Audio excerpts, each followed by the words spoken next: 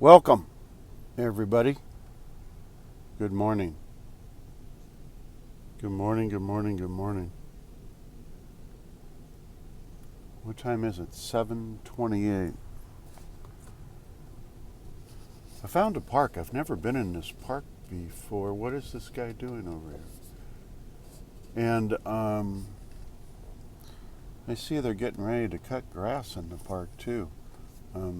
But I'm at the far end of the park, and I'm not sure that they'll catch up with me by the time I'm done anyway, so should not interfere with us. I just wanted to do a little podcast this morning. What's the temperature? 62.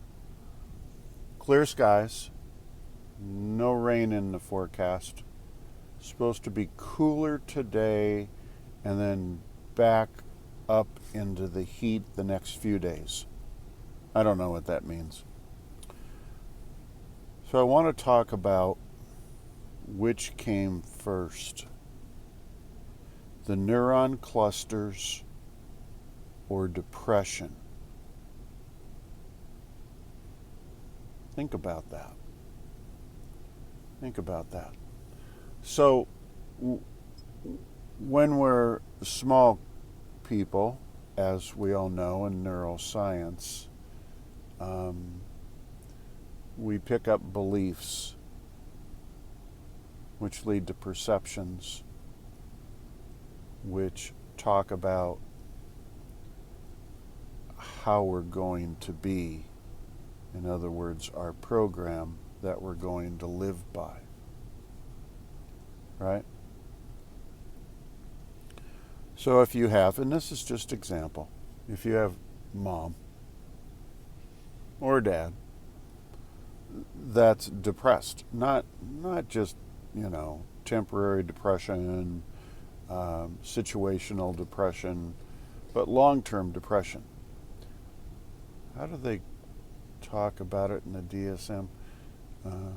3 or more long-term episodes of depression for, I think it's 3 or 6 months or longer, then you have chronic depression.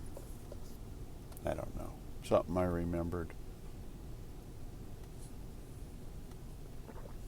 So the answer to the question is, you got your depression from way back when, right? If it's chronic depression, long term. If that's your personality, then the neuron clusters occurred first, then the depression. You were around the people that had the depression. You picked up on the beliefs that you probably will have depression. So you started forming neuron connections or clusters regarding depression, and therefore, as time went on, you became chronically depressed. That's the sequence of events, right?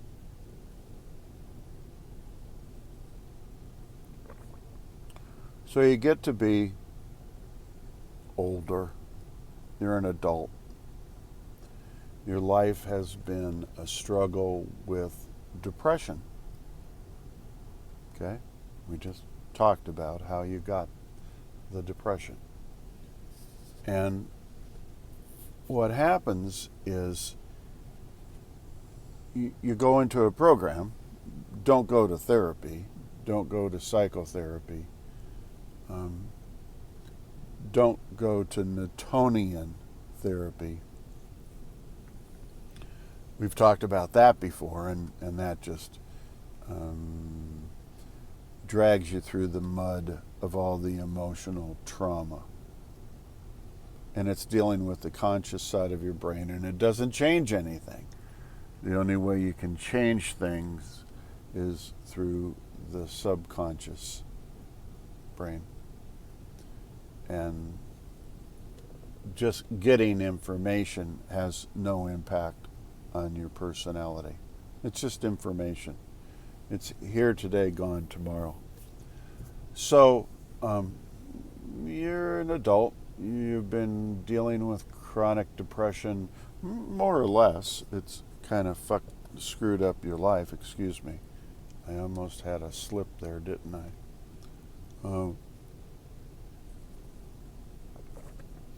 And so what do? You get into a program like what we are currently in, and what we're talking about is an example would be Dr. Joe's program, right?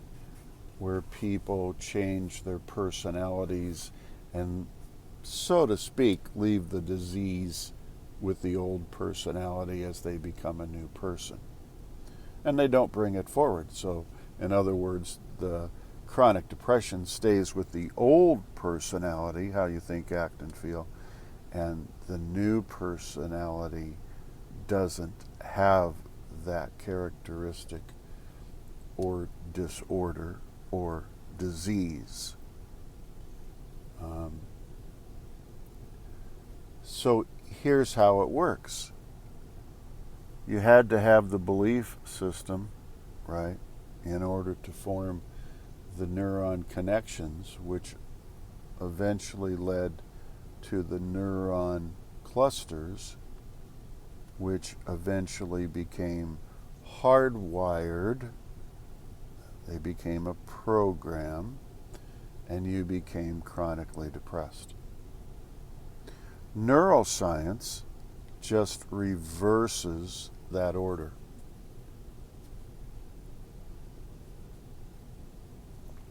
So what you want to do is the same thing we talk about all the time in reversing the order. You want to block all of the thoughts regarding depression so that they don't enter your brain.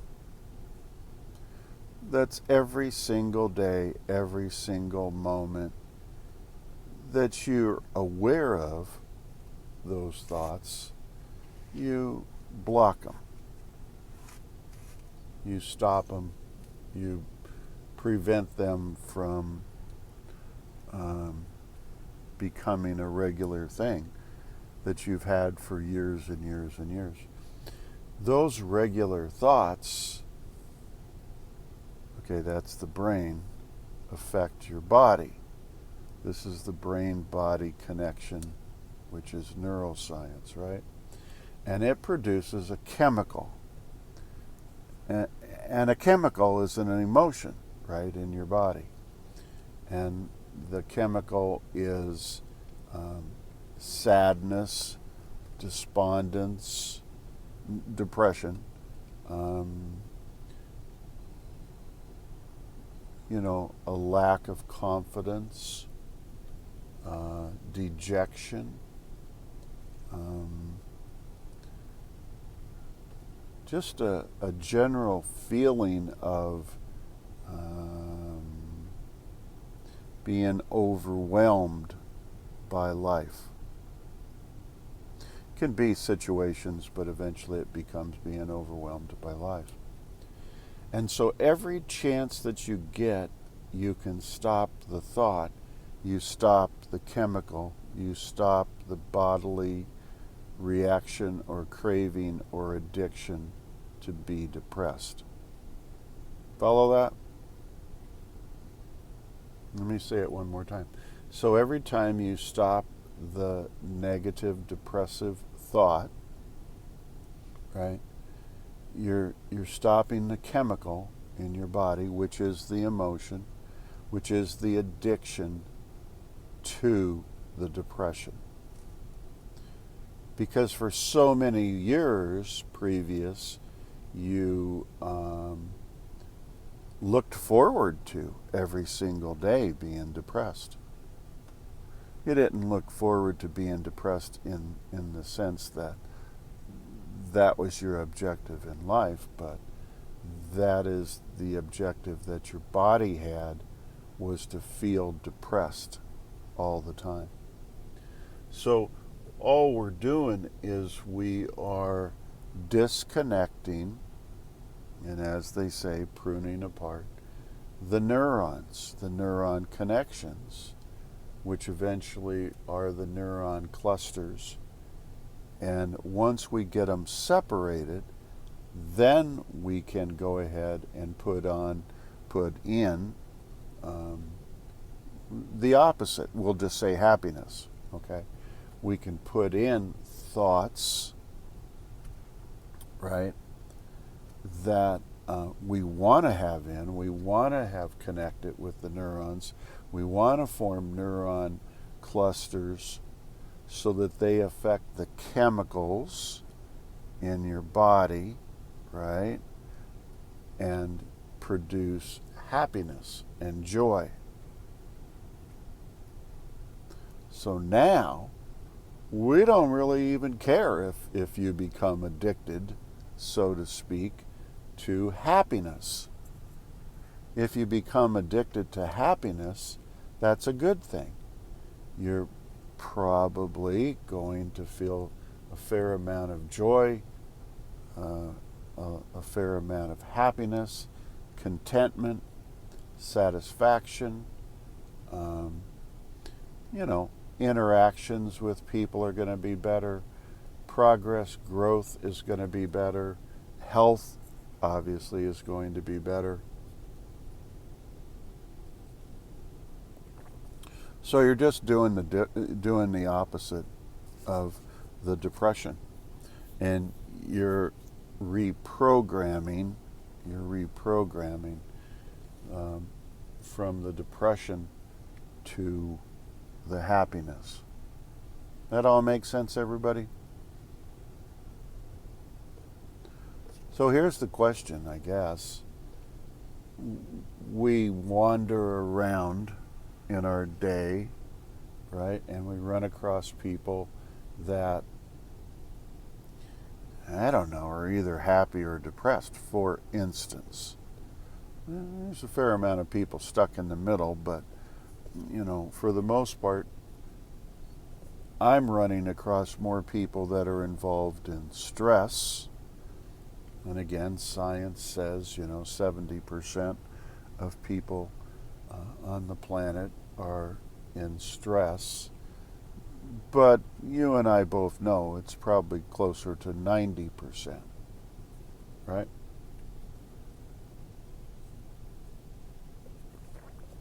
So we run across a fair amount of people that are more depressed than more happy.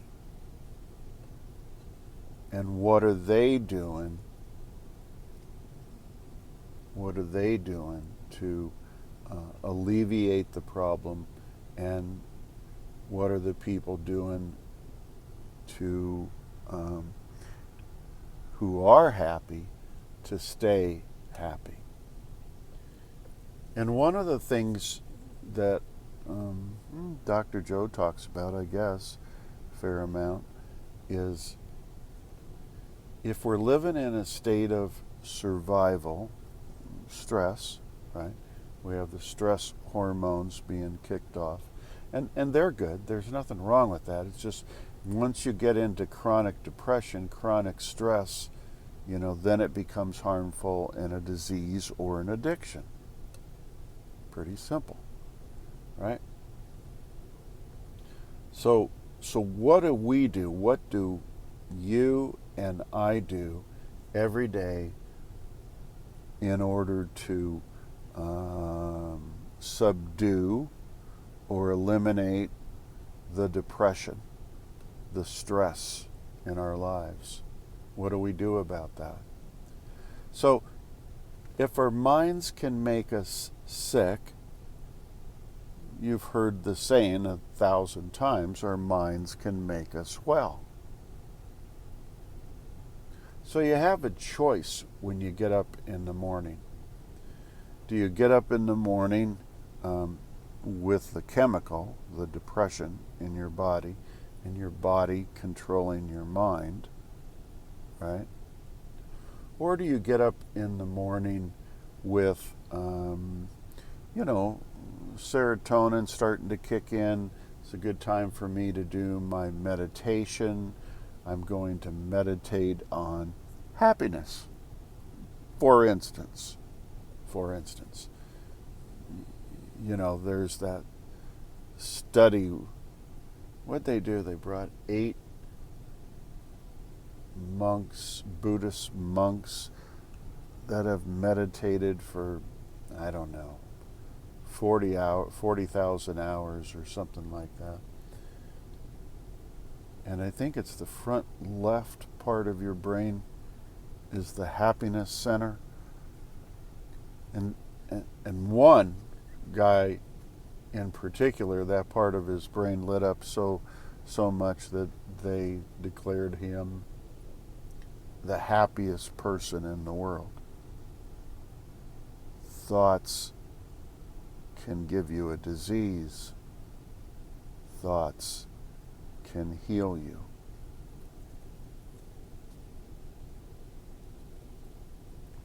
So in the morning when we wake up, maybe a little meditation about happiness. It doesn't have to be complicated sort of meditation and with intentions and I truly think those Buddhist monks probably do just meditate on, a lot of the time, happiness. So that's a time for us, when the serotonin is kicking in, to meditate for a short time. Do it for 5 minutes. Do it for 8 minutes. Do it for 15 minutes, whatever is comfortable for you. And put your brain in a different spot, doing different things with the neurons, making different connections and clusters, which is impacting the chemicals in your body. And now you have things that are producing happiness and emotions that are producing happiness rather than depression.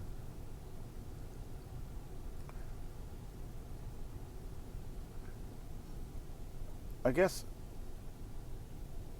maybe it's important, maybe it's a good thing for you periodically throughout the day. And I know you're really busy, but maybe it's okay to say to yourself several times throughout the day,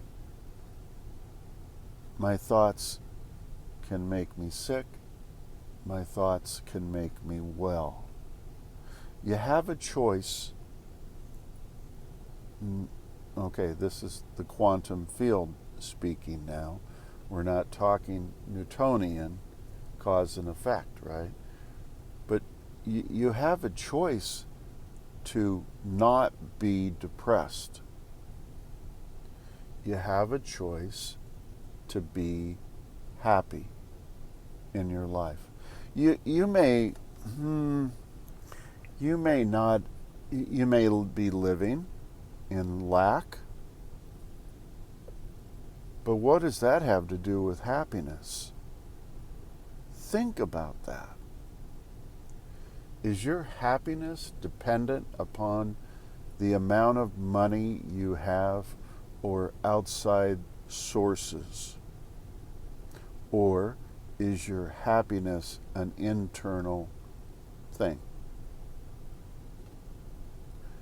Can you create happiness, eventually get it hardwired, and that becomes your personality, even when you're living in lack? Of course, the answer is yes. And if you're producing happiness in this new personality, right, and you're living in lack, will that produce abundance in your life? Positive things. From money to housing to family to relationships to whatever, happiness. if you're thinking happiness, feeling happiness while you're in lack, of course that will start eventually having abundance track you down. Okay? All right, good podcast today. It's going to be a great day. I hope you all get busy and have a lot of fun today.